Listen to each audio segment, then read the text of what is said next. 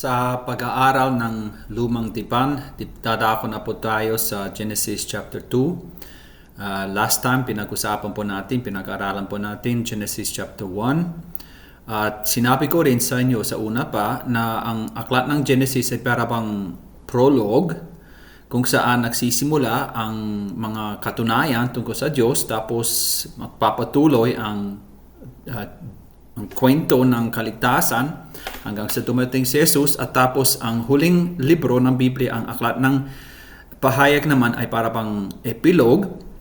Ganon din po Genesis chapter 1 at Genesis chapter 2. Hindi ito talagang kwento, kundi tanging iisa lamang kwento. Kung saan ang Genesis chapter 1 ay tungkol sa paglikha ng langit at lupa. Inilikha ng Diyos ang langit at lupa sa loob ng 6 na araw, tapos inikwento kung paano ito nangyari sa bawat araw. Tapos ito namang chapter 2, dito pa talaga nagsisimula ang mga kwento. Kaya sa chapter 2 verse 4 sinasabi, ito ang salaysay. Ito ang salaysay. This is the account of. Ito ang salaysay ng langit at lupa. Yon ang unang bahagi ng chapter 2. At tapos inuulit ang kwento ng pagkalikha ng langit at lupa, kung saan ang focus ay hindi sa kung paano ito nangyari at kung kaano katagal, kundi tungkol sa pagkalikha ng tao. Kung paano nilikha ang tao, tapos inilagay sa harden ng Eden at binigyan tayo ng 3 utos. Itong mga 3 kautusan o utos ay ating bigyan diin muna. Ang unang utos talaga ay mapapansin po natin, yung unang dalawa ay sa Genesis chapter 2, kung saan sinasabi sa verse 15, ilagay ng Panginoong Yahweh ang tao sa halamanan ng Eden upang, anong layunin? Pagyamanin ito at pangalagaan. Pagyamanin at pangalagaan. Work it and care for it. Yan ang sa English, di ba? Sa Westminster Catechism, ito ang catechism ay isang pamaraan kung paano pwede mag-aral tungkol sa salita ng Diyos. May mga tanong. Ang unang tanong ay, ano ang pangunahing layunin ng tao? Bakit tayo nilikha ng Diyos? Ang sagot, ang pangunahing layunin ng tao ay ang luwalhatiin ang Diyos at nagagalak sa Kanya magpakailanman. Yan ang dahilan kung bakit nilikha tayo ng Diyos. Upang bigyan maluwalhati siya, ang Diyos. Upang siya ay maluwalhatiin natin. Sa paanong pamaraan, sa dalawang pamaraan na ito, pagyamanin at pangalagaan. Itong salitang pagyamanin, work. Siguro nasa isip natin, iniisip po natin trabaho ito. Ngunit sa una pa, sapagkat ang salitang trabaho minsan mabigat sa atin, kailangan trabaho tayo, di ba? Ngunit ang talagang iniisip ng Biblia dito ay hindi trabaho kundi maglilingkod. Yan ang ibig sabihin ng salitang ito. Halimbawa sa Genesis, sabi niya magiging alipin, di ba? Negative ito, pero sa totoo, ganun ang tawag ng Biblia sa atin, na tayo ay alipin ng Diyos. Ang salitang sa Greek is doulos, you are my servants. Jesus says, you serve me. Sabi niya, hindi ako pumarito upang paglingkuran, ngunit upang maglingkod. Ganon din tayo. Dapat tayo maglingkod sa Diyos at sa ibang tao. Yan, sa Joshua chapter 24 naman sinasabi, para sa akin at sa aking sambahayan, kay Yahweh kami maglilingkod. Yan, maglilingkod kay Yahweh. Sa Huwes chapter 2, sabi niya, ang mga Israelita ay gumawa ng kasamaan laban kay Yahweh sa pamaraan, sapagkat sila ay sumamba sa mga Baal, sa mga Diyos-Diyusan. Huwag natin gawin yan, pero ang ibig sabihin talagang ng salitang ito, sumamba, maglingkod sa Diyos, sumamba, maging alipin niya. Sa awit 100, si Yahweh ay papurihan, paglingkuran siyang kusang loob na tayo maglilingkod sa Kanya. At sa Kawikawan, chapter 12, chapter 28, ang tao masipag ay sagana sa lahat. Ibig sabihin ng salitang ito, maging masipag ka, paglingkuran mo, sumamba sa Kanya, at maging alipin sa Kanya.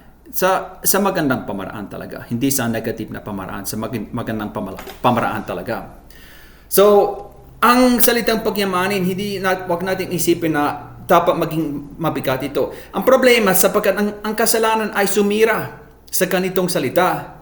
at naging mabigat sa atin ngayon ang trabaho. Ngunit sa una pa, sabi ng Diyos, nais kong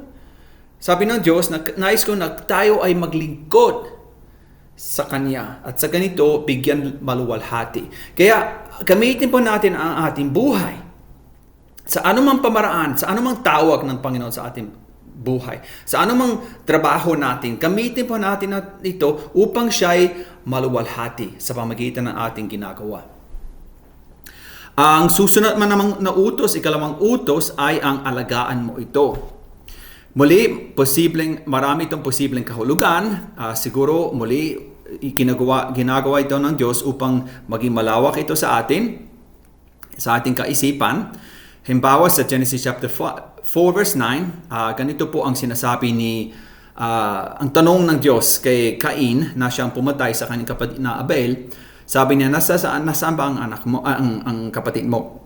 Sabi ni Cain, ayoko. Ako ba'y tagapag-alaga ng aking kapatid?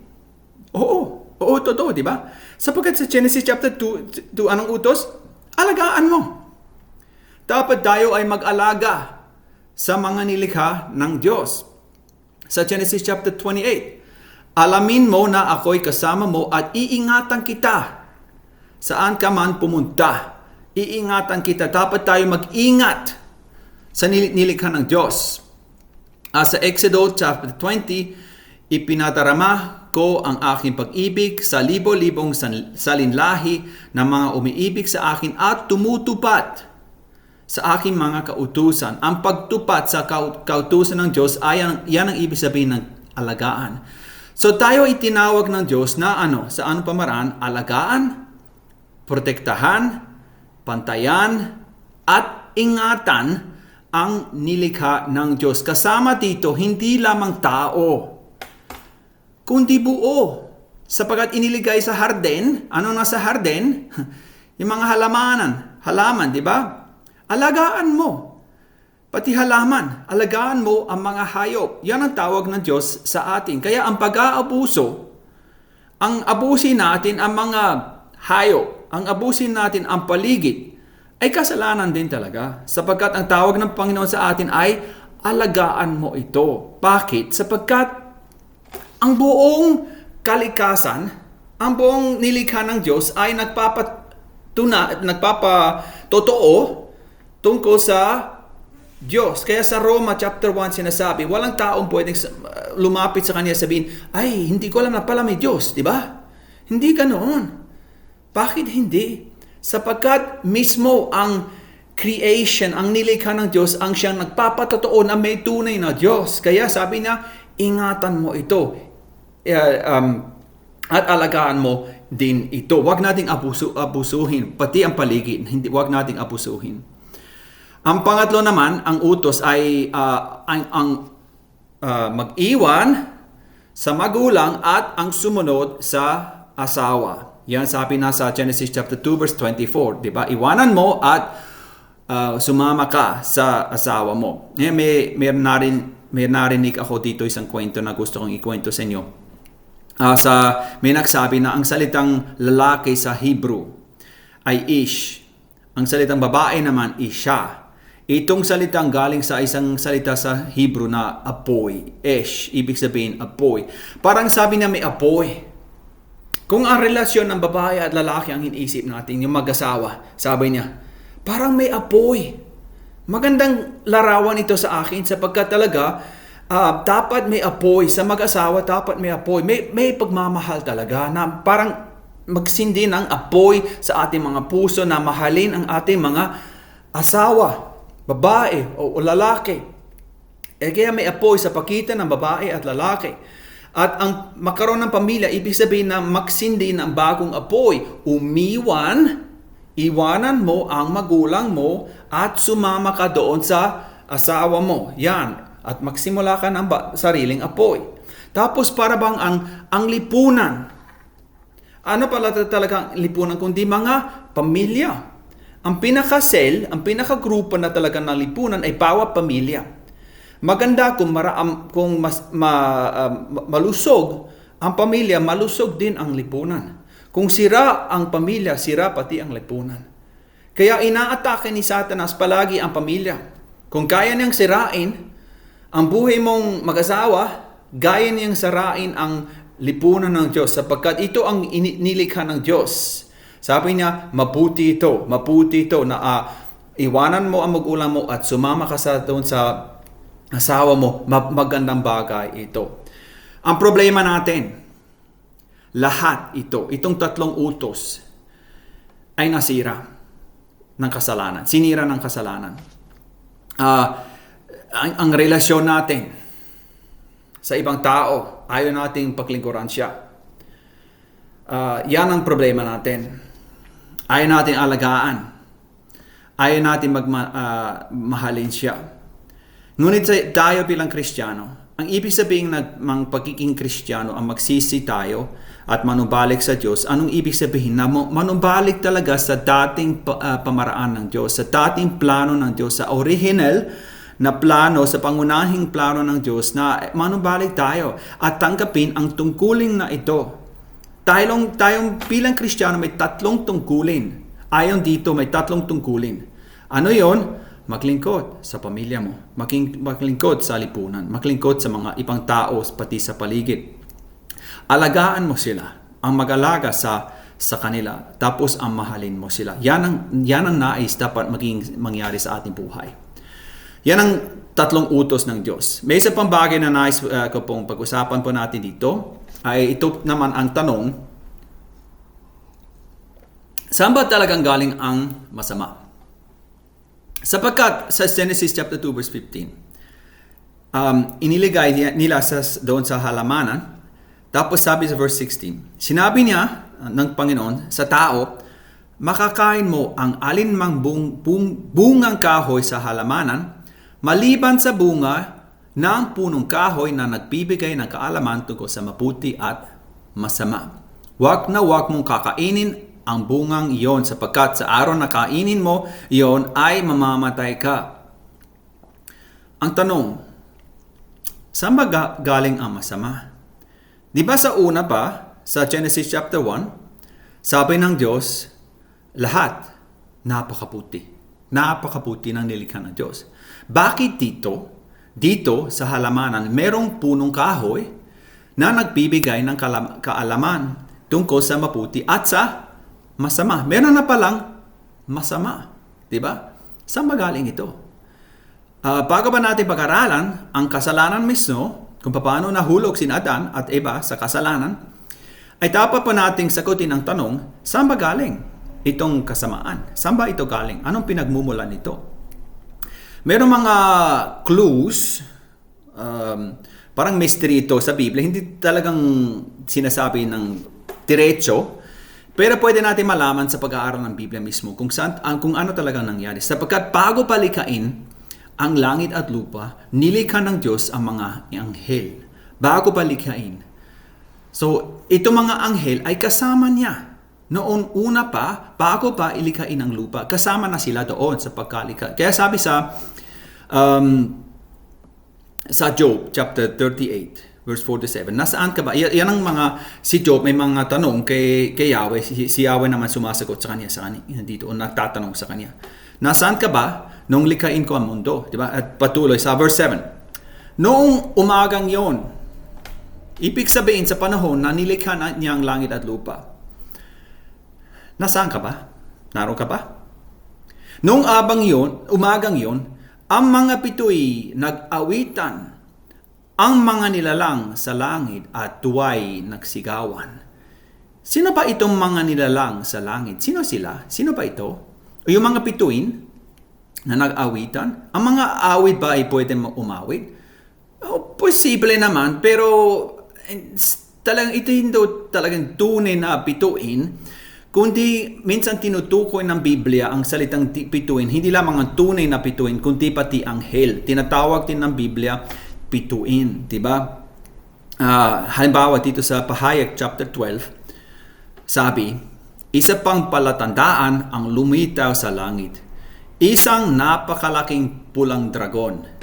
Ito'y may 7 ulo at 10 sungay. At may korona ang bawat ulo. kinalagkat ng kanyang puntot ang ikatlong bahagi ng mga bituin sa langit at inihagis ang mga iyon sa lupa. Ano nangyari sa mga bituin? Inihagis sa lupa. Hindi ito tunay na bituin kasi imposible na inihagis mo ang bituin sa lupa. Imposible yun, di ba? Ang bituin ay ang araw din talaga yun, di ba? Kung inihagis mo sa lupa, hindi pwede, di ba? Ang tinutukoy dito, hindi tunay na bituin, kundi larawan ito ng mga anghel. So, nung una pa, nilikha ng Diyos, mga anghel, ang tawag ng Biblia sa kanila din ay mga bituin. Na sila ay nag-awitan at nagsisigawan sa panahon ng likhain ng Diyos ang langit at lupa. Ngayon, ano nangyari doon? Nagpapatuloy tayo sa pahayag. Sabi niya, pakaraan ito. Nakaroon ng digmaan sa langit. Yan ang unang digmaan. Ang nangyari dito, lumaban ang si Satanas ayon sa kautusan ng Diyos, ayon niya, sumama doon sa utos ng Diyos at lumaban siya. Natalo siya, sabi verse 8, natalo siya at tapos inihagis siya sa lupa. Itong mga anghel. Yeah, verse 8, itinapon ang napakalanging dragon, ang matandang ahas.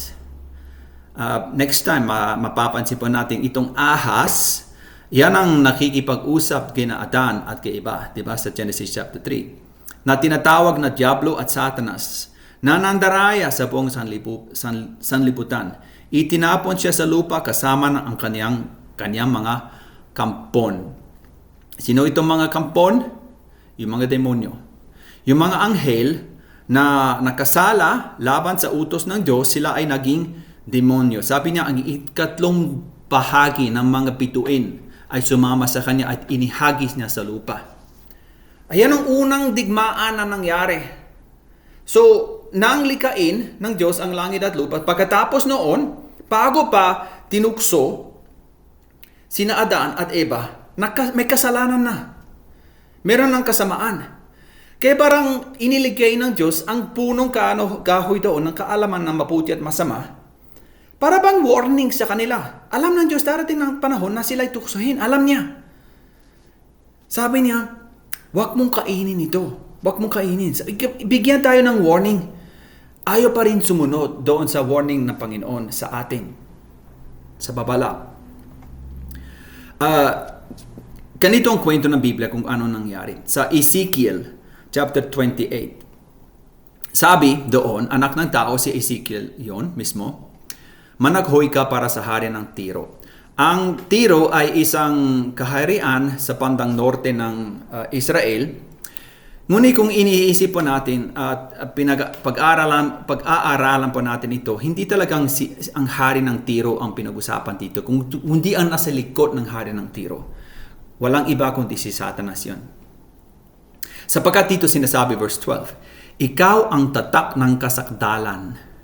Ibig sabihin walang kapintasan. Posible ba tao ito? Imposible tao ito. Kasi lahat tayo nakasala, di ba? Lahat tayo nakasala. Lahat tayo may kapintasan. Sabi, puno ng karunungan at sakdal sa kagandahan, purong kagandahan ka.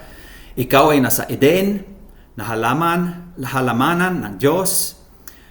Inilagay kita na may pinahirang kerubin na nagpapantay. Ikaw ay nasa ibabaw ng banal na puntok ng Diyos. Ikaw ay naglalakad sa gitna ng mga patong apoy. Ikaw ay sakdal sa iyong mga landas mula sa araw na ikaw ay lalangin hanggang sa ang kasamaan ay magtakbuan sa iyo. Yan. Anong itinuturo ng kwentong ito? Sabi niya na si Satanas, so ang una pa ay isang takilang anghel. Ang tawag sa kanya, kerubin. Ang kerubin ay isang mas mataas na anghel. May tatlong kerubin na alam natin, si Gabriel, si Miguel, at si Satanas. Yan ang mga tatlong kerubin. Inilagay sa harden ng halamanan upang magpantay. Magpantay saan? Sa nilikha ng Diyos. Kasama pati si Adan at Eva. Siguro, mga kapatid, ang nangyari sa kanyang puso. Sapagkat siya ay takila. Takila siyang anghel. at maganda siya. Sabi naman dito, maganda ka sa una pa. Diba? Isa sa pinakamagandang nilikha ng Diyos, si Satanas, noong una pang panahon. Ayaw niya maglingkod sa tao. Sabi niya, bakit ba ako maglilingkod sa kanila? Diba?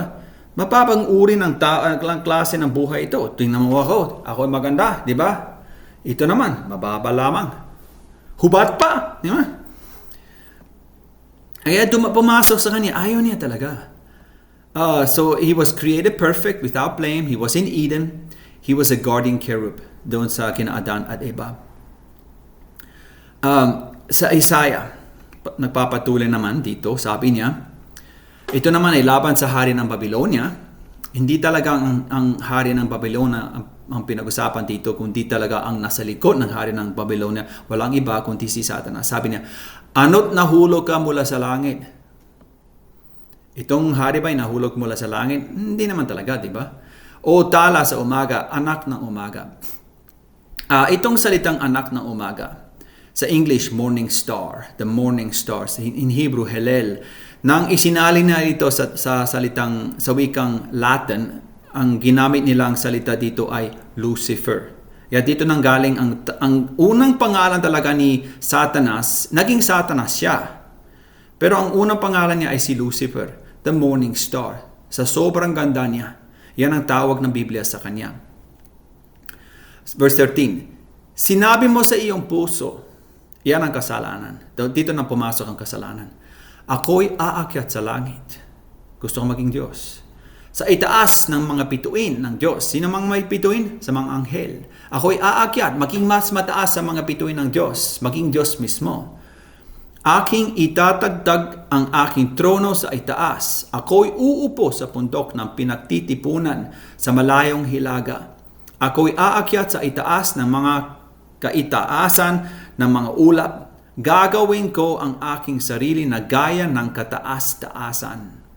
Gayon may ipinaba ka sa Sheol, sa mga pinakamalalim na bahagi ng hukay. So anong pumasok sa kanyang puso? Ayaw niya maglingkod sa kanyang posisyon na nilagay na dakilang anghel, isang kerubin. Ayaw niya maglingkod kina Adan at Eva. Tumingin sa kanila na mas mababa sa kanya. Sabi niya, ayaw ko talaga. Sabi niya, dapat ako ang paglingkuran nila. Dapat ako ang maging Diyos. Kaya aakyat ako sa langit. Sa taas ng mga bituin, ako ay magiging dakila sa kanila. Doon pumasok ang kasalanan. Sa una pa pumasok ito sa kanyang sarili, sa kanyang puso. Tapos sumunod, sabi niya, ang ikatlong bahagi ng mga anghel, ng mga bituin, ay sumama, tapos inihagi sa lupa. At mula noon, sila ay mandaraya na sa ating mga tao. Kasi Satanas ngayon, ang tawag sa kanya ay Ahas, din, dragon, Ahas, na siya ay tumutok kay Satanas. Kaya, iniligay tayo sa harden na may punong halaman. Parang warning, babala sa ating, huwag mong kainin ito. Sapagkat alam ng Diyos, meron namang kasamaan. Meron na. At binigyan pa tayo ng warning. Pero hindi naman nakinig doon sa babala ng Diyos. Ito ay ating pag-aralan sa next time. Pagpalain nawa kayo ng Diyos. Amen.